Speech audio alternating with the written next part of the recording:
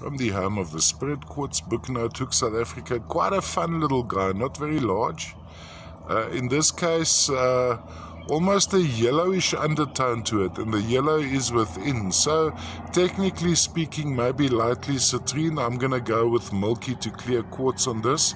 Now, first of all, from Buchenhout, what we have is the central quartz crystal. You can see the main head there, surrounded by the smaller quartz crystals. When we look at the matrix, you can actually see on the cross section, you'd have the core quartz crystal and that blanket of secondary quartz crystals going around it. Then the color, the yellowishness would be goethite or hematite in stages of oxidation trapped in some of these quartzes. The main crystal is rather milky. Usually there's a color concentration around the edges of the crystal.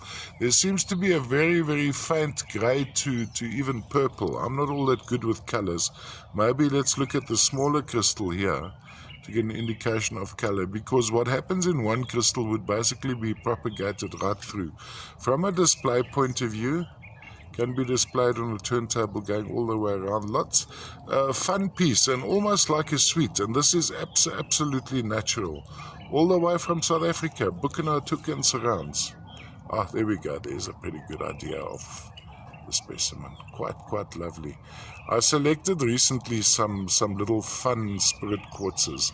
We always forget that to a large extent it's also about the form. It's not just about the color of these.